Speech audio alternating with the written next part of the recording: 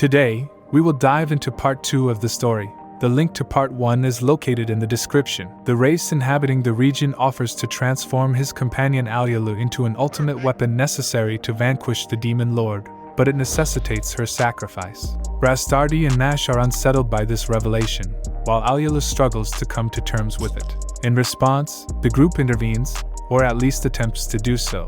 Mash and Rastardi are immobilized due to the poison they consumed during the feast. Saya, always cautious, refrains from consuming anything, enabling him to remain mobile and active.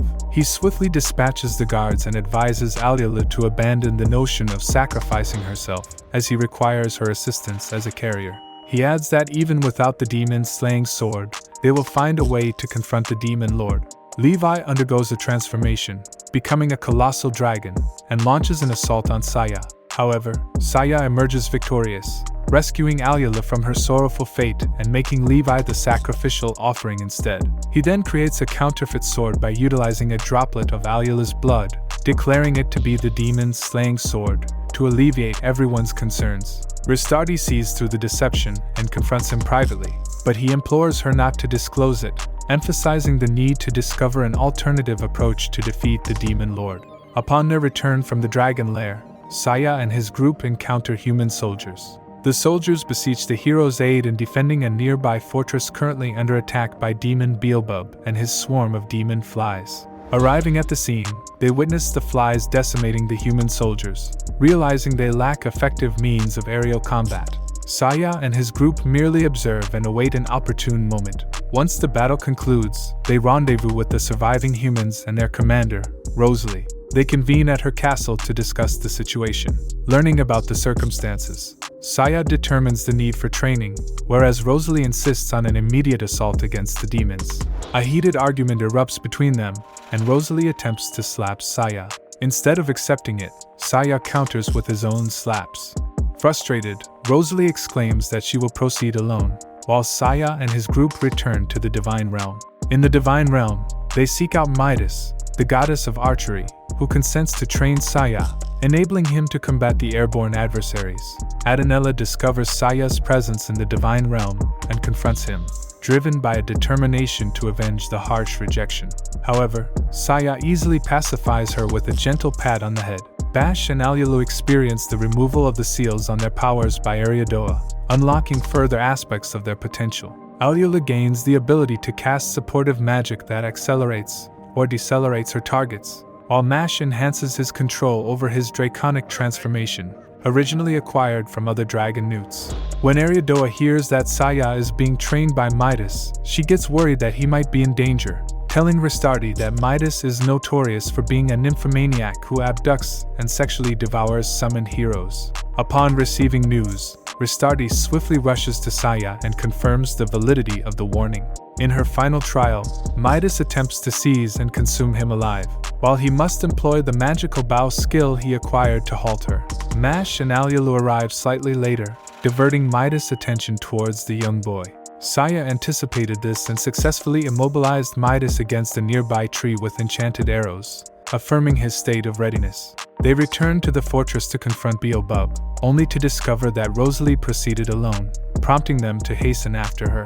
Observing the scene, they witness Rosalie being captured by Beelzebub and lifted high into the sky, with the intention of dropping her to her demise. Rastardi takes flight to distract Beelzebub and catch Rosalie during her descent, while Saya positions himself to attack the demon. As Beelzebub becomes distracted, Saya launches his arrows, but Beelzebub skillfully evades each one. However, Saya anticipated this response, causing his magical arrows to transform into avian creatures that encircle and strike Beelzebub from behind. Rosalie expresses gratitude for Saya's assistance but continues to assert that he is not a hero. In her perspective, her father is more suited to such a role. Subsequently, Saya eliminates all the remaining demon flies while Mash and Alyalu gather their lifeless bodies, facilitating Saya's use of his magic to incinerate them. Prior to Rosalie's departure, she reveals the location of a legendary suit of armor securely kept for the hero's use in the battle against the demon lord. Journeying to retrieve the armor, Saya and his group encounter Kilkapil, a dwarf who is revealed to be one of the 4 heavenly kings.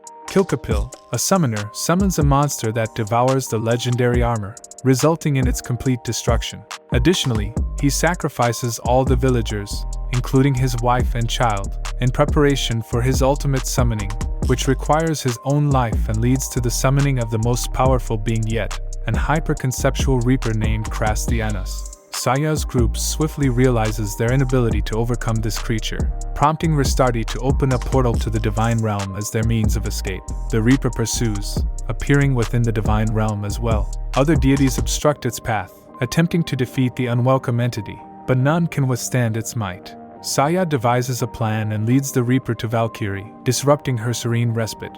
Enraged by the disturbance, Valkyrie confronts the Reaper in combat. Recognizing the futility of conventional methods against it, she unleashes her full power and employs her ultimate ability, banishing the Reaper through the gates of Valhalla. The potency of this ability becomes evident as it exacts an immense toll on the user's body, resulting in the death of any mortal who wields it due to the strain. Saya implores Valkyrie to train him, initially met with reluctance, but she eventually agrees. The following day, Virastardi arrives to retrieve Saya and discovers him in bed with Valkyrie. Saya explains that this was part of their training to bestow him with Valkyria powers, and Virastardi chooses to believe him. Virastardi presents Saya with her own gift, a small doll crafted entirely from her hair. However, everyone except Saya finds this gift to be rather peculiar. Ristardi, Saya, Mash, and Alu embark on a mission to defend the human capital city from a demon assault. Upon arrival, they witness the human forces facing off against the demons. Leading the human side is the seasoned War Master Wulks, a venerable and formidable figure. On the demon side, Eraser Kaiser, one of the 4 heavenly kings, commands the troops. The two clash, but in the blink of an eye, Wulks obliterates the demon and its army. Subsequently, Wulks undergoes a sudden transformation into a baby, seeking to be cradled. The group realizes that this condition confines him to the capital. Rosalie arrives and embraces the baby, recognizing it as her father.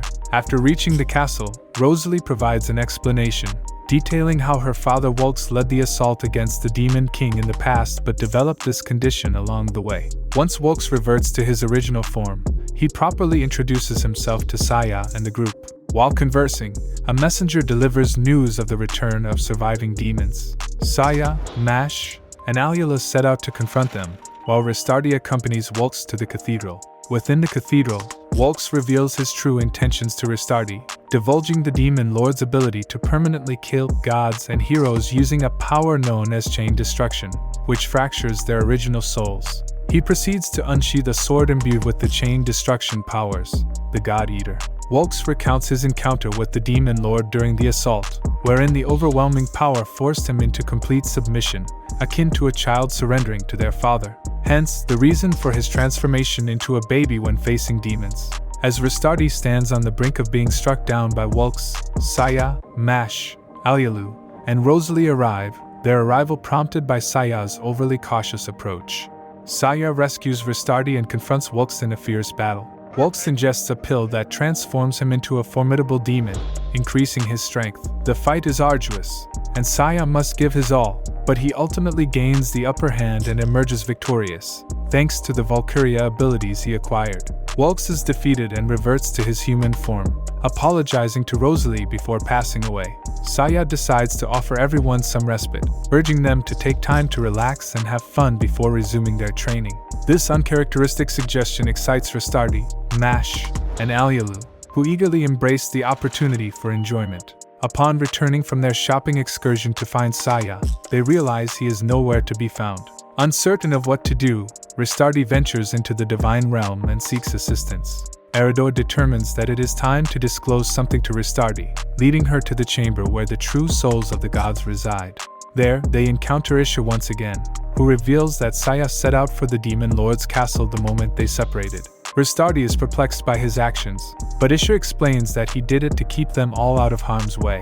The reason Saya was always strict, keeping them away from battles while pushing them to train, was because he deeply cared for their safety. Although he kept it hidden from them, he reached his full potential long ago. He attempted to acquire special abilities from the gods to compensate, but without the sword and armor designed to combat the Demon Lord, he has no chance of victory without utilizing the gates of Valhalla. Ishur clarifies that the incident in which Ristardi witnessed Saya and Valkyrie was, in fact, the ritual in which she taught him how to open the gates. Ristardi fails to comprehend why Saya would go to such lengths to save that world and protect them.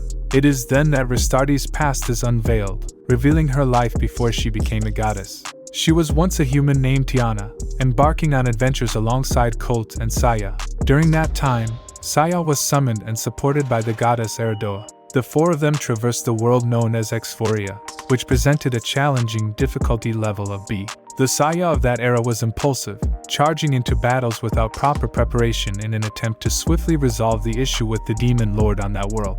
Despite facing brutal fights, they always managed to scrape through somehow, until they encountered the demon lord. Insufficiently informed about the demon lord, they let their guard down after Saya seemingly defeated him.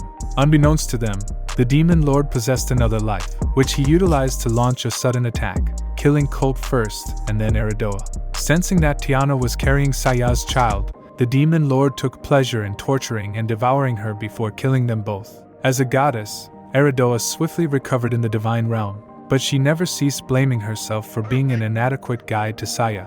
It certainly elucidates how Tiana underwent rebirth as a goddess following her virtuous acts and Eridoa's sincere plea, emphasizing that it was not a mere coincidence but rather fate that led her to choose Saya as the hero she summoned. Ristardi resolves herself and opens a portal directly to the site of the battle against the demon lord. Despite being cautioned against this act as a supporting goddess, she proceeds regardless, willing to accept any subsequent punishment. They arrive just as Saya employs the gates of Valhalla against the demon lord. Even the gates of Valhalla prove insufficient to halt the demon lord, as he prevents their closure and begins to emerge once more.